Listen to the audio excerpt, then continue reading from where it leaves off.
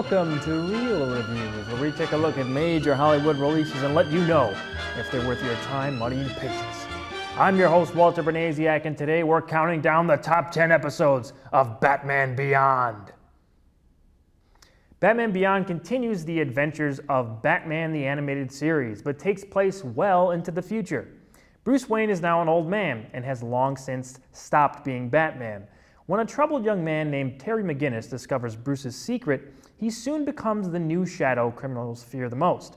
With Bruce mentoring his new young ally from the Batcave, Terry continues the Batman legacy while redefining the Dark Knight in the future of Gotham City.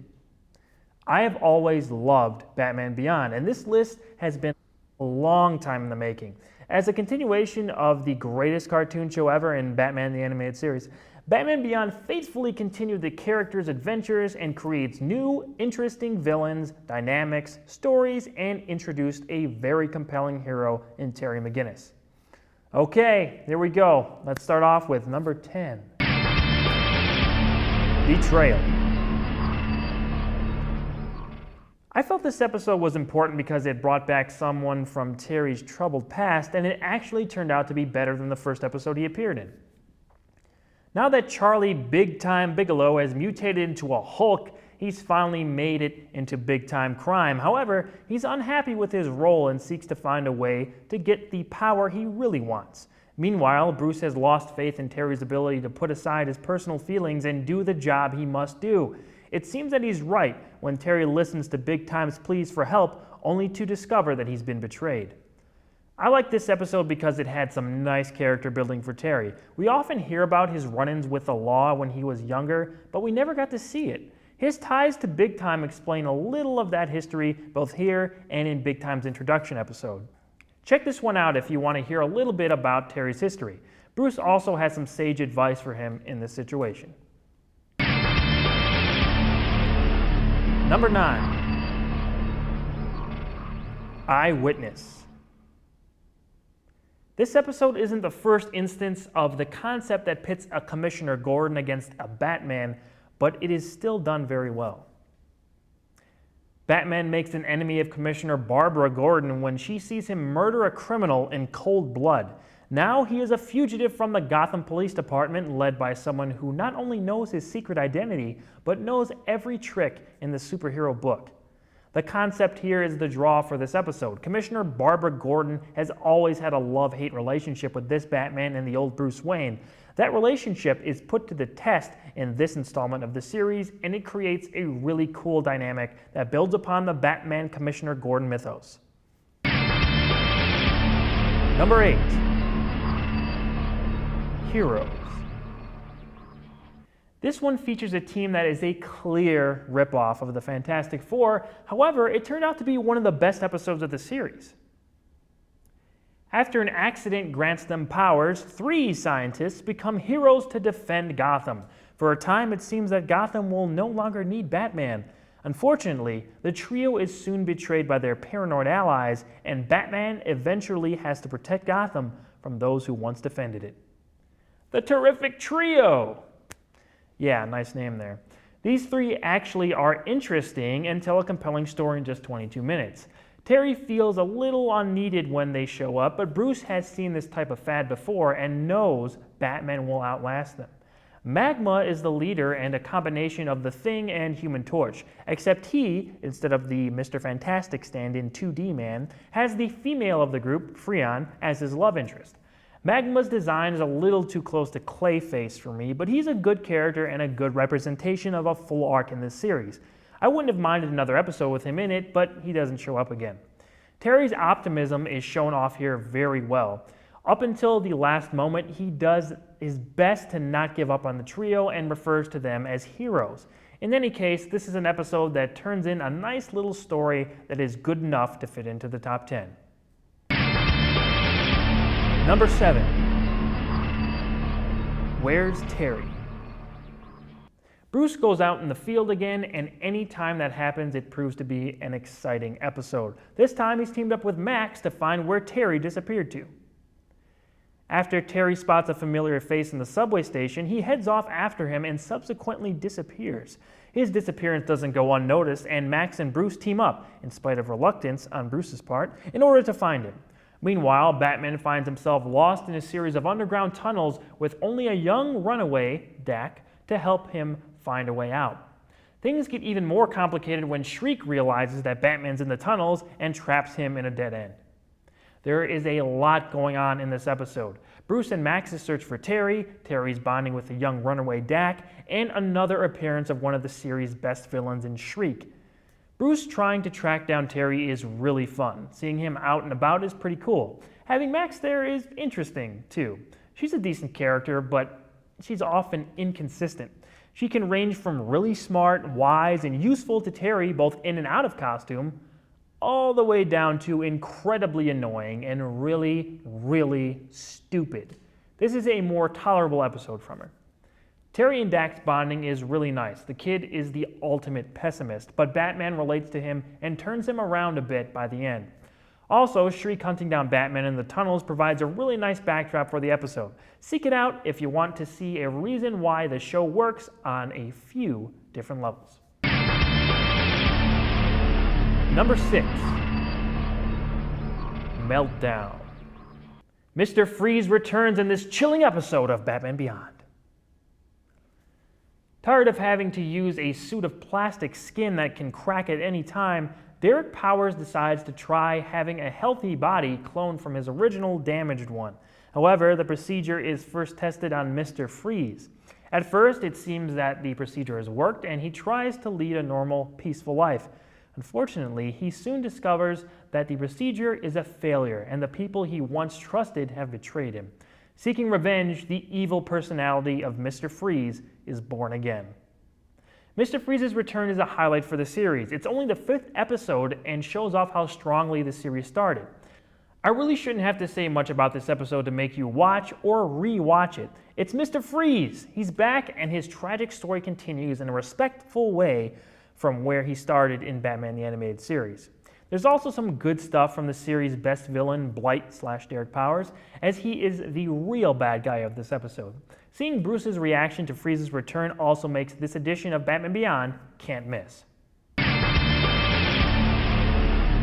Number 5. Dead Man's Hand. This episode introduces the Royal Flush Gang and another love interest for Terry. After learning that Batman is back in Gotham, the Royal Flush Gang returns to take revenge. Meanwhile, Dana breaks up with Terry, but he finds a new girlfriend, Melanie Walker. Unbeknownst to Terry, Melanie is actually the gang's 10. Now both of them must deal with their dual lives while trying to be with each other. It may be an old trope, but it still works pretty well. Two people fall in love but are leading double lives where they are fighting each other without knowing it. It's a prominent theme in Batman Returns with Michelle Pfeiffer's Catwoman and Michael Keaton's Batman. Terry and Melanie have a believable fling, especially after Terry and Dana briefly break up. They set up 10 to be this Batman's Catwoman, but 10 isn't as cold as Selina Kyle was to Bruce, plus she's much younger and is pressured to stay with her family in the Royal Flush Gang. We get some good character moments here, and Melanie with the Royal Flush Gang turn up again throughout the series, adding on to this overarching story. Number 4. Blackout. This is only the 3rd episode of the show. It starts the status quo for the series in the best way possible, with a villain who was cool and unique at first, but eventually became way overused and bland. While investigating a number of accidents at the company Foxteca, Terry encounters a polymorph who is able to pummel Batman with relative ease. Terry, being quite inexperienced, has to learn to think on his feet to beat his first major rogue. Ink gets her first and best episode with this installment. She's shown to be mysterious and a very grave threat to this new Batman. She even gets into the Batcave and has a showdown with Terry and Bruce there. Callbacks to older characters were presented really well. Foxteca is the company created by Lucius Fox's son after he was fired from Wayne Powers by Derek Powers when he took over from Bruce. Also, to hide his identity when Ink gets in the Batcave, Bruce throws on the old gray ghost hat and goggles while trying to help Terry fight her off. That was a great little moment for fans of the original series. All in all, this is an episode to watch for some awesome callbacks and the intro of a great new villain while furthering the Derek Powers Blight storyline. Number 3, The Call. Superman Beyond. Need I say more? Terry McGinnis is initially starstruck when Superman appears and offers him membership in the Justice League Unlimited. However, Terry is troubled by the hostility he receives from the other Leaguers, and further troubled when Superman confides that he suspects one of them is a traitor. I think everyone was excited to finally see Superman show up in Batman Beyond. His new suit is strangely lacking the trademark red and blue, but the design is really cool. They didn't get the original voice actor, Tim Daly, from the Superman animated series, but Christopher McDonald did a serviceable job as the Man of Steel. Yes, that's right. Shooter McGavin was Superman. How this two-parter plays out is an interesting story. We not only get to see Superman, but the future Justice League as well. I wish we saw a little more of these new characters in the series, but this was in the 3rd season and seemed to just be a little treat for the audience. Part 1 is definitely better than Part 2, which has a little bit of a lackluster payoff. However, Part 1 has all the interesting stuff in it.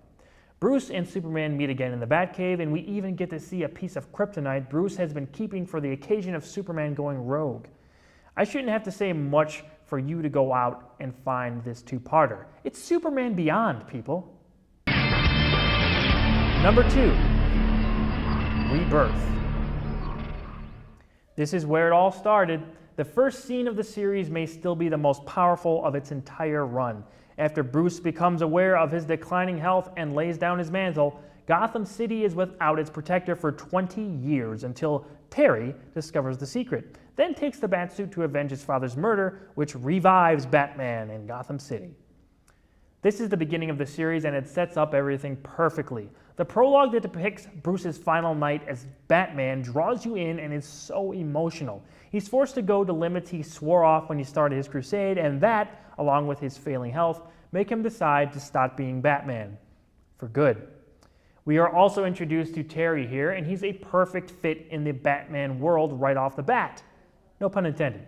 His first meetings with Bruce are something to see, and their chemistry works great, both with the characters on screen and the voice actors Kevin Conroy and Will Friedle.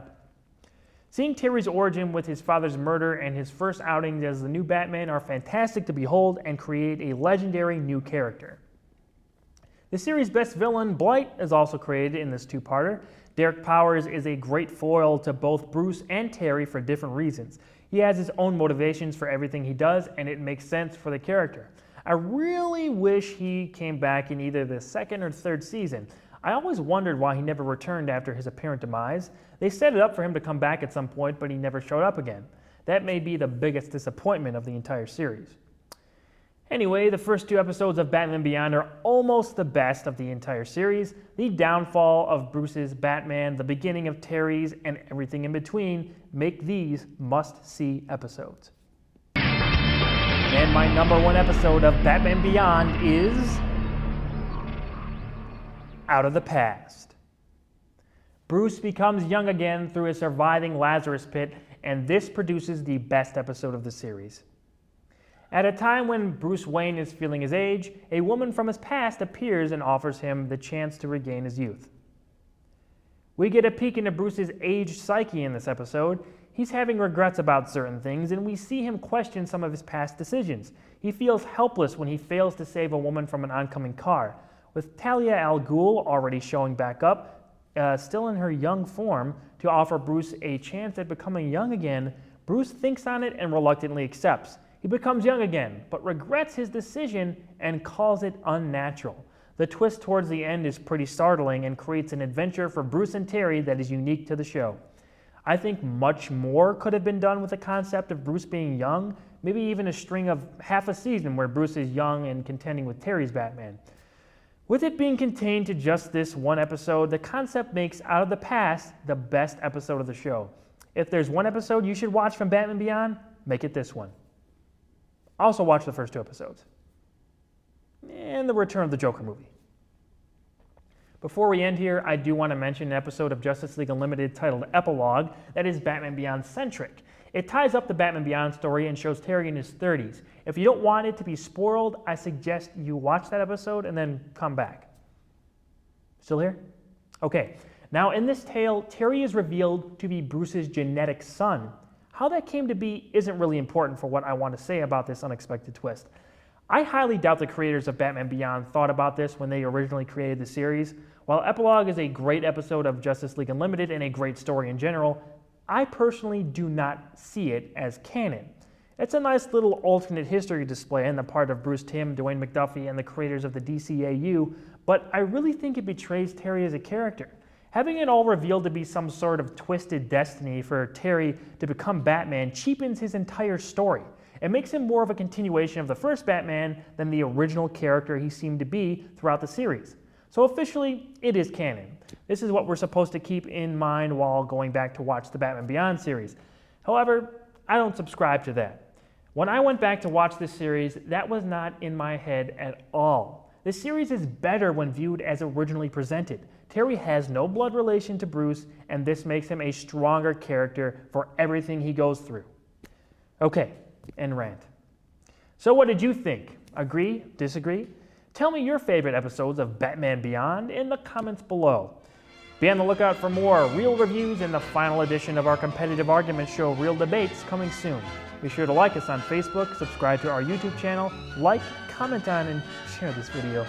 Remember, if it's not reviewed here, this isn't real. I'm Walter Bernaziak, and I'll see you at the movies.